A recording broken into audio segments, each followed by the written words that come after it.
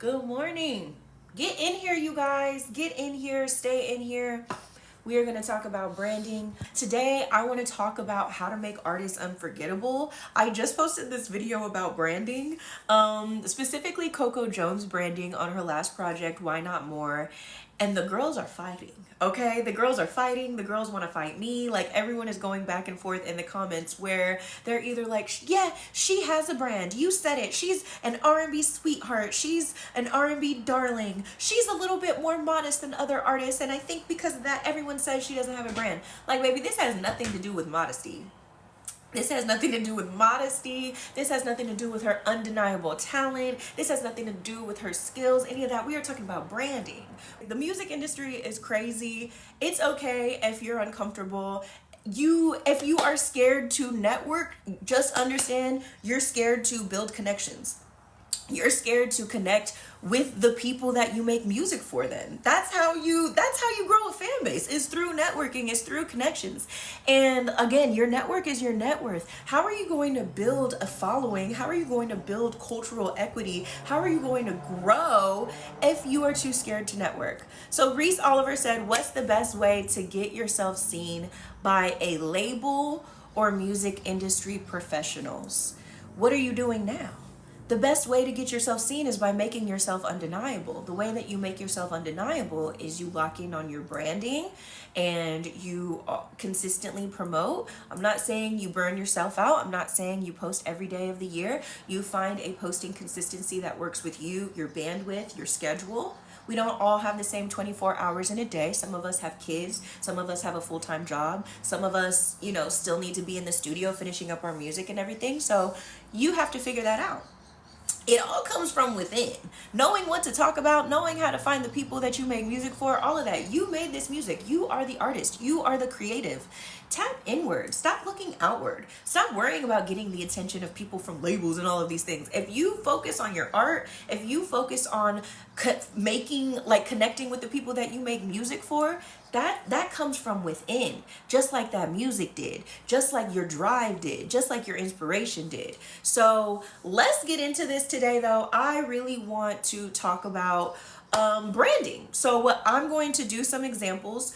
Like I said, I posted a YouTube video this week and the girls have been fighting. The girls have been fighting, okay? Coco Jones is insanely talented, but why aren't more people obsessed with her the way that they're obsessed with SZA, the way that they're obsessed with Summer Walker, the way that they're obsessed with Ari Lennox? But music is one of the hardest industries. It is one of the hardest industries, and that's why I talk about how to do things in a sustainable way without burning out. That's why I do emphasize taking breaks. There's are moments where you have to go hard, right? If you're doing a rebranding campaign, if you are doing a single release, an EP release, an album release, music is a momentum game. It's about building momentum, growing momentum, sustaining momentum, all of that. I was just a small person on Doja's team, right? I was thankful to be the day-to-day manager, the project manager, all of that. Doja Cat did that on her own. Doja was signed to RCA for years through Kimo Sabi, which was through Dr. Luke, which was through Yeti, who was her producer, who was the person who believed in her. And they had been working on her sound for years. Her breakthrough album, Hot Pink, was her fourth album. That was her fourth album. She had done Purr, she had done Amala. Oh, so maybe Hot Pink was her third album. I think Hot Pink was her third album. But she had done albums before that, and they just, they didn't flop. But when I first got with her, she already had 1 million followers on Instagram.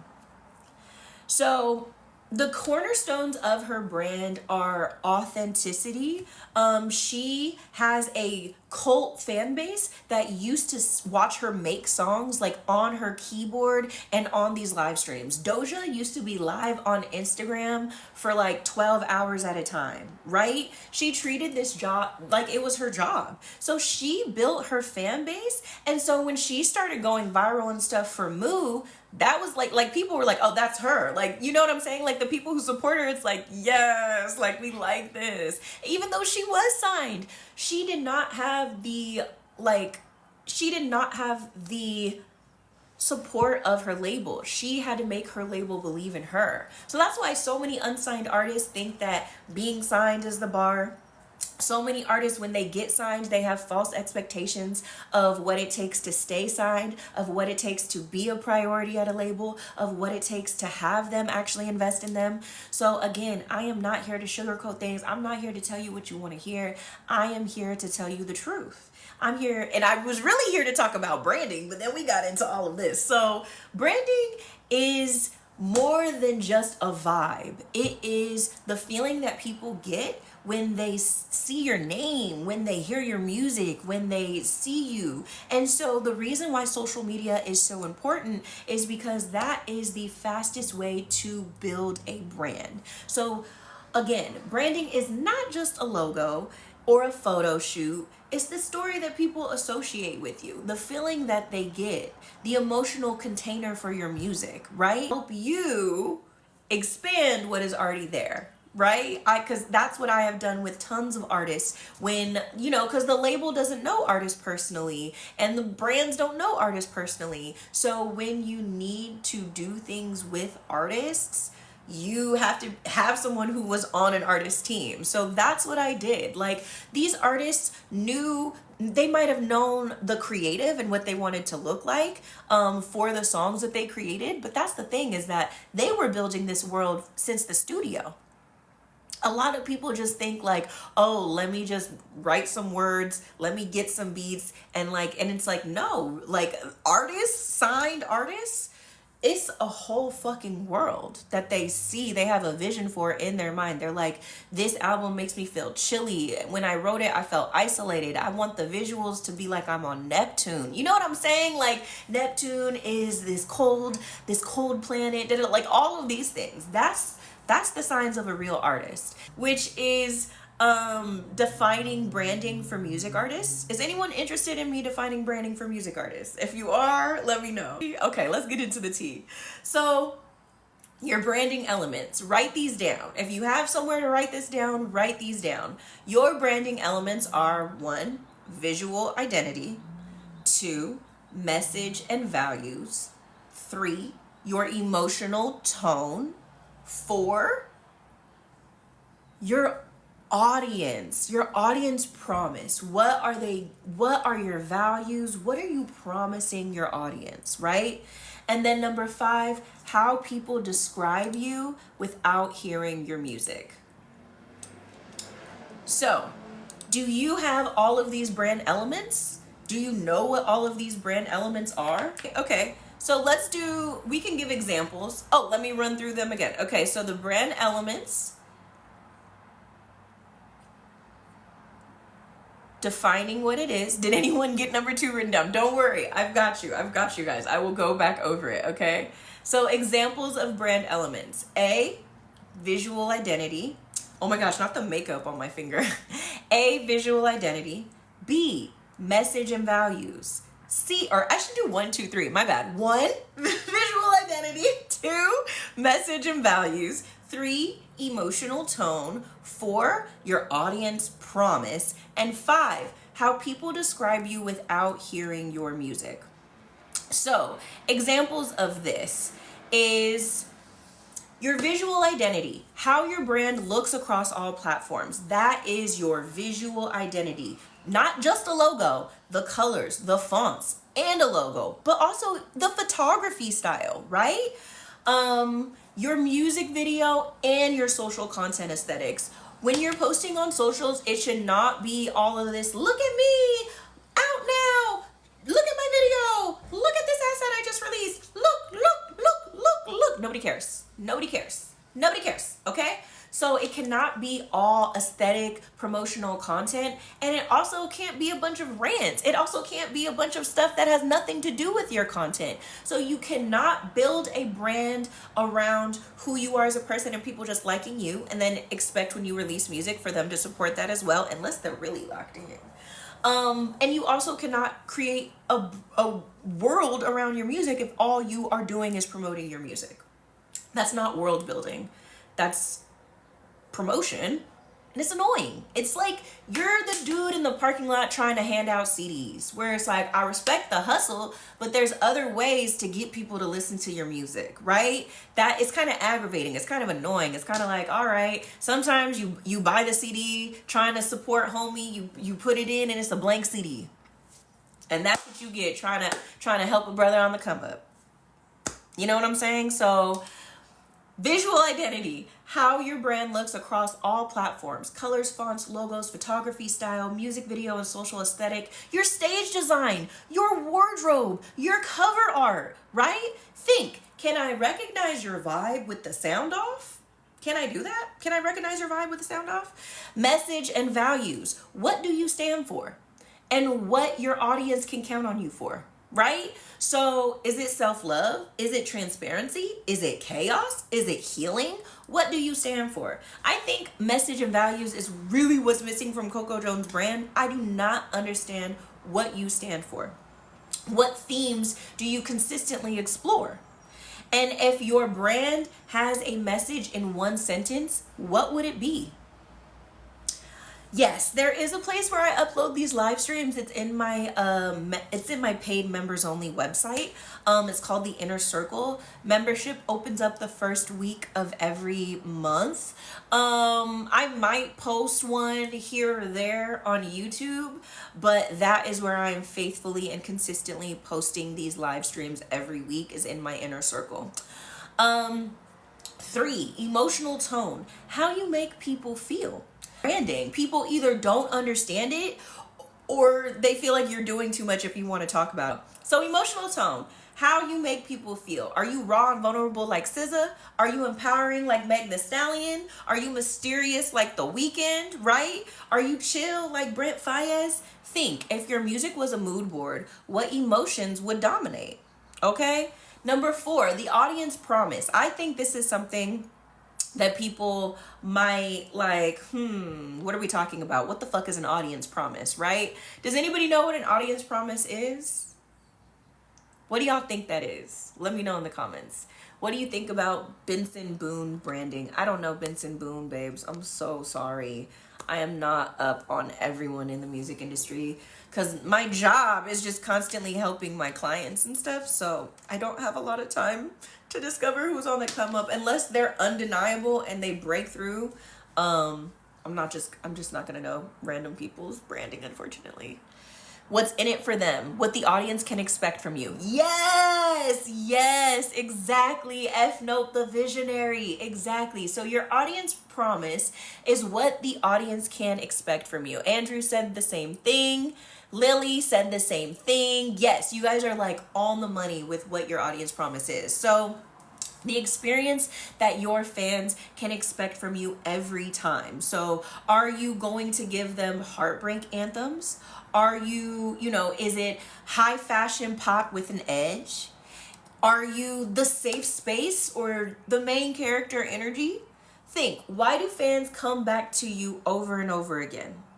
What are you doing to make them come back to you over and over again? And it can't just be, I'm an undeniable talent, because that's what we are witnessing firsthand with Coco Jones, is she is an undeniable talent, but her music isn't connecting because we are like, there is no message. There is no values. Her visual identity, there isn't really a signature to her visual identity, right? Like with Shea Butter Baby, Ari Lennox, her visual identity, it was soft, it was natural hair, and all of those things. And that resonated with the things that she spoke about in her project. With SZA is a outdoors girly, right? It's going to give greenery. It's going to give emotional relatability. It is going to, even with the vintage tech vibes of Control and her fast forwarding to SOS, or even now with Lana, there's always elements of nature, because that is who she is. That is who she is. That's a part of who she is. That's natural to her. She doesn't have to try. She doesn't have to fight. That's really who she is. And then the 5th one that we were talking about for core branding elements for every music artist is what people say about you when you're not in the room. So the summary of your brand is in the mind of others. If someone had to pitch you in one sentence to a friend, is it going to be more than they're saving R&B, they're the voice of a generation, which isn't bad, but is it going to be like, are you the indie girl with soul? Are you the chaotic R&B lover boy? Are you the poetic rap underdog? You see how like simple those are? How simple, clear, and concise those are? You see what I'm saying? Like that's the kind of stuff. So think, what are people calling you in the group chats or in the TikTok comments, right? If you have to get kind of clear on your brand. So with Summer Walker, her emotional brand is toxic love, it's detachment, it's being nonchalant because she's over it. She's over the album making process. She was over the relationships. She was over everything. Okay? She was over everything. Her visuals, pinks, heartbreak, 90s aesthetic with the hoops, with the rotary phone, all of that kind of stuff. And the message is, I hate this, but I want it anyway. And that's kind of become a part of Summer Walker's brand, is like she hates being famous. She hates the work that it takes to be a music artist because it is a lot of hard work. And like I told you guys, the work does not stop when you get on. It only becomes harder. So the harder that you work as an independent artist trying to grow, the more you are preparing yourself for when you are crossover. Is that the same as world building? World building is branding. That is how you build a world, is based off of your branding. And so I'm talking about the different elements of the world that they built. And so her positioning was really the emotionally unavailable R&B girl. Very clear, very consistent, right? If if you comment on Summer Walker's thing, you don't know if you're going to hear from it, right? You just really don't know. And she barely posted on socials. They had to make another page to start posting for her because she hated doing that. She just wanted to do what she wanted to do, right? I like Spend It. Give me the last four on your credit card. But Heart of a Woman, that was all like, that was very nostalgic. That was still nostalgic. Very nostalgic. Very like that lover girl R&B. She's emotionally unavailable and now she just wants the money. But we were just talking about Over It, her debut project. And then the last R&B girly that I want to talk about, is my girl Ari Lennox. Her debut, Shea Butter Baby, y'all. Her debut, her emotional brand, soft, sensual, also nostalgic. This felt like I am going to listen to it on a vinyl player and I am going to clean my new apartment, or I am going, you know what I'm saying? Back in the day where we weren't always on screens, always on a computer, a phone, or a TV.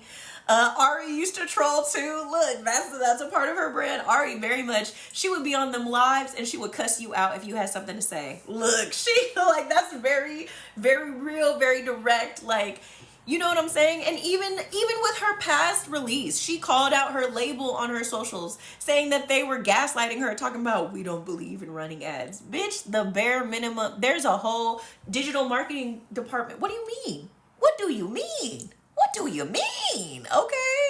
Ari's IG lives were fun. They were so fun.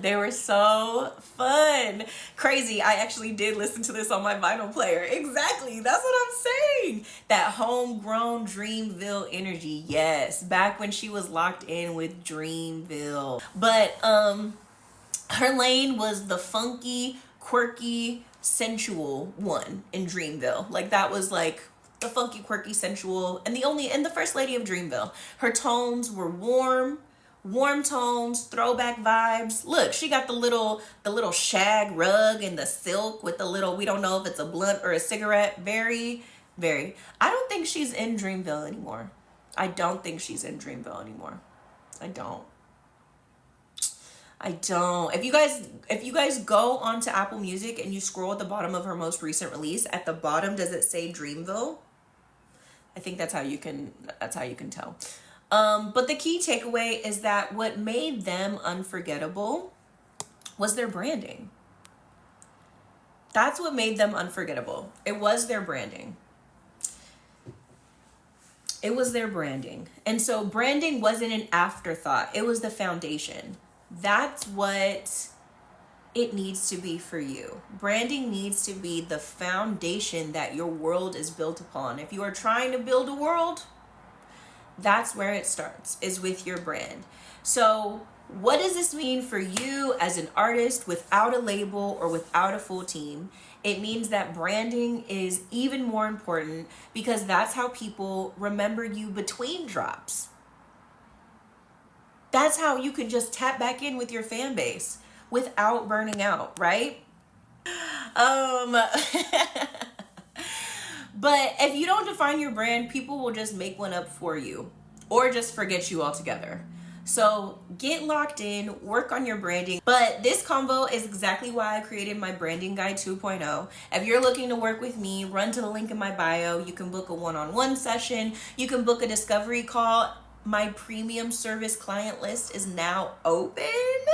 So I have space for a select 2 or 3 artists where we can work one-on-one every week to define your brand identity, your brand story, build your visual archetypes, put together a month of content so we can build your content bank, and then we can do a rebranding rollout together. And if you want to keep working for more than 3 months and go on to 6 months, we can do single releases together where we are helping you build the world for the people that you make music for. What's inside of the branding guide? You'll be able to clarify your brand identity. You will be able to nail your visuals and story. This is the DIY, right? If you work one-on-one with me, I help you do these things. If you're like, I can do that shit on my own, great. Here you go. These are the tools to help you do it on your own. If you're a DIY guy, if you're a DIY girly, my branding guide is going to be for you. I already have a branding guide, which is the best-selling digital product that I have to date. It's an e-workbook. People who are content creators, people who don't even make music have worked it, and it's helped with their brand. But I made my branding guide 2.0 because the last one was too marketing jargony. It was too branding jargony. So I tried to make it more in layman's terms, make it more applicable, broke it down to different phases to help you. And so it's going to help you get known for something real and build fan connection that sticks. So thank you guys all so much. If you're tired of being talented but overlooked, it's not that your music isn't good. It's that your brand isn't landing. So let's fix that together, okay?